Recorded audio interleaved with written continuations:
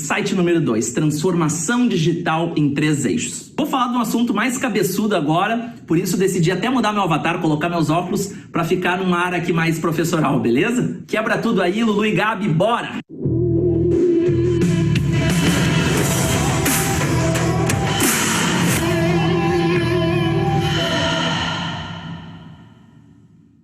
Se eu tivesse que fazer uma aposta, eu diria que esse insight é o que mais vai abrir a cabeça da galera e que mais vai ter influência, que mais vai transformar o dia a dia de todo mundo que está vendo esse curso. Nesse bloco aqui, a gente vai compartilhar uma tese pela primeira vez. Os elementos que compõem essa tese não são necessariamente novos. Quem já fez os nossos cursos vai reconhecer vários deles. Entretanto, a tese em si é inédita, até porque a gente montou todo esse conteúdo muito recentemente e nem teve a chance de dividir com ninguém. Nesse insight aqui, a gente vai explicar que presença digital é uma coisa, mas operar sob a lógica digital é outra. Ou seja, que um e-commerce é o início da transformação digital e não o seu fim. Então, por força da minha profissão, por força da minha atividade profissional, eu tenho tido a oportunidade de conviver, de conversar com várias lideranças de grandes empresas. Basicamente, o que o pessoal nos pede é para que a gente compartilhe a nossa visão de transformação digital. E antes de participar desses encontros, eu sempre procuro conversar com as pessoas das empresas e tentar entender qual é a visão que elas têm de transformação digital. E a gente percebeu através dessas conversas que existe um certo padrão que daria para clusterizar em 3 grandes grupos as respostas que essa galera nos dá. A primeira é dizer que transformação digital é montar um e-commerce. A segunda é dizer que transformação digital é operar no modelo de plataforma. E a terceira, que não é muito rara, é dizer: olha, Thiago, a gente não faz a menor ideia do que é transformação digital. É por isso que o pessoal ficava muito impressionado quando a gente explicava que conhecia vários modelos para transição.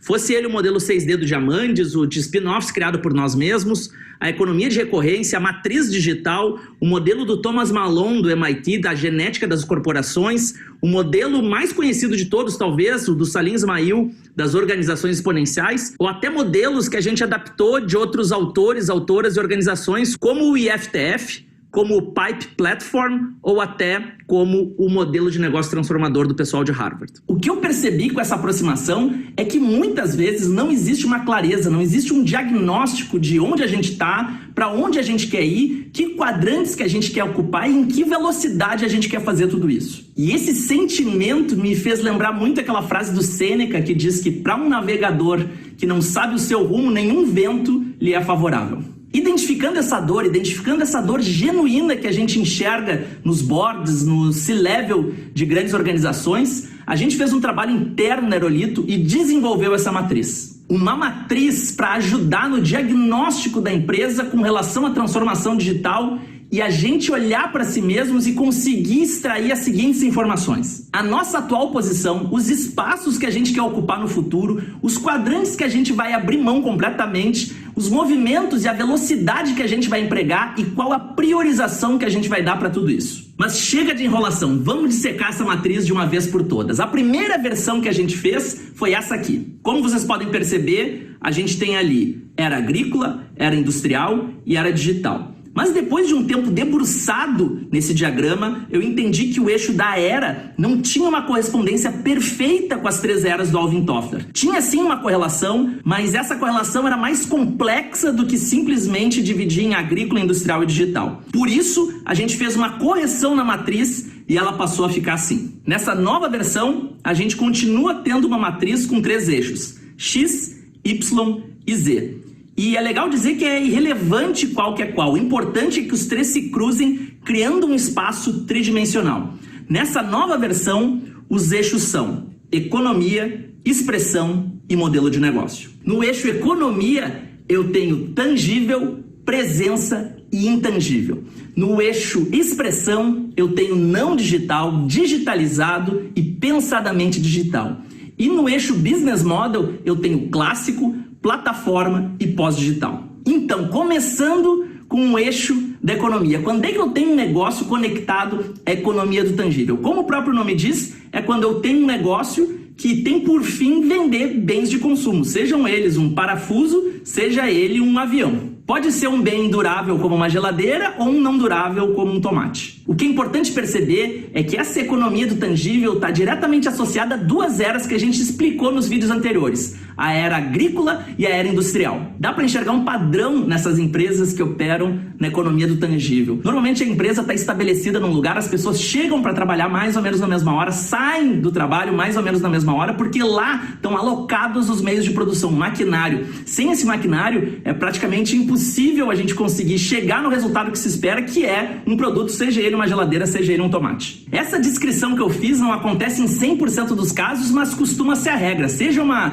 plantação ou uma fazenda onde eu crio gado, seja um ateliê onde eu estou produzindo roupas, seja uma construção onde eu estou levantando um prédio, ou seja um grande parque industrial onde eu estou montando carros. Acho que deu para entender o padrão, né? Já a economia da presença é um pouquinho diferente. Eu até consigo ofertar o meu serviço na casa do consumidor, por exemplo, mas ainda assim eu não consigo transformar esse serviço em zeros e uns. Isso acontece, por exemplo, com uma manicure ou com um cabeleireiro. Eu até consigo levar os meus equipamentos e oferecer esse serviço na casa do ou da cliente, mas eu não consigo fazer uma chapinha virtual. E a mesma coisa acontece com uma sessão de shiatsu ou com uma maquiagem. Evidente que o meu trampo fica mais fluido, fica mais ágil, mas ainda assim ele tem limitações. Também se enquadram aqui atividades e serviços em que se dependa de um maquinário, que esse maquinário não seja de fácil deslocamento, que eu não possa levar esse maquinário a qualquer lugar onde o consumidor estiver. Por exemplo, se eu tenho uma clínica ortopédica, eu não consigo levar o equipamento de raio-x para fazer um exame de imagem na casa do cliente, entende? Já a economia do intangível é tudo que sobrou, e como o próprio nome sugere, é aquilo que não depende de nada material. Na economia do intangível, se a pessoa tiver um celular e tiver acesso à rede, ela provavelmente vai conseguir se conectar à nossa empresa. Então deixa eu dar um exemplo. Se eu vendo quentinhas com refeições,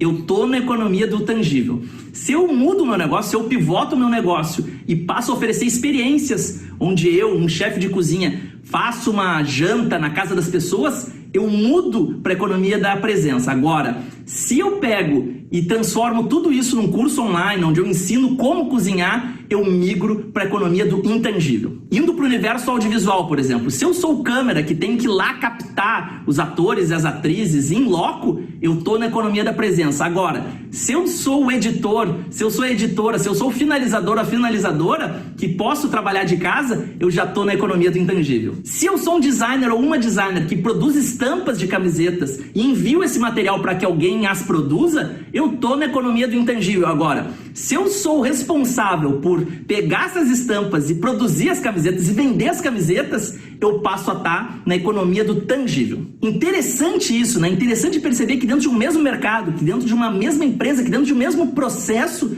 a gente pode enxergar pessoas operando de maneiras diferentes e, por consequência, em economias diferentes. E por que esse eixo é tão importante? Porque várias teorias econômicas, teorias bem contemporâneas e que estão corretas de fato, dizem que a gente está migrando da era industrial, da era dos objetos, da era das coisas, para a era das experiências, né? Aquela frase cunhada pelo Kevin Kelly que diz que acesso é maior que posse. Por essa lógica, eu tenho que pensar menos na concessionária, onde a pessoa vai lá e compra o carro, onde a pessoa sai com a posse do carro, e tem que imaginar mais um serviço onde a pessoa acesse o carro. Por exemplo, alugue um carro por um período mais curto, e sendo um período mais curto, ela até possa fazer um investimento maior e sair com um carro mais legal, uma experiência mais legal do que aquele carro que ela teria posse no modelo tradicional. Afinal, acesso é maior que posse, certo? Médio, porque quando a gente aplica o nosso eixo da economia, a gente percebe que os dois estão no mesmo espaço, os dois estão na economia do tangível. Os dois dependem do carro ali físico, seja para que ele se transforme numa posse, seja para que seja executado o serviço. Em outras palavras, quando a gente usa essa frase, acesso é maior que posse, para justificar a nossa transformação digital, talvez a gente esteja caindo numa armadilha. Pode parecer que a gente está mais no fim do processo, quando na verdade a gente está mais no início. Me fiz entender? Acho que sim. Gente, para não deixar esse vídeo muito longo, é melhor a gente fazer uma pausa agora, quebrar o raciocínio e a gente volta ali na frente, beleza? Beijo!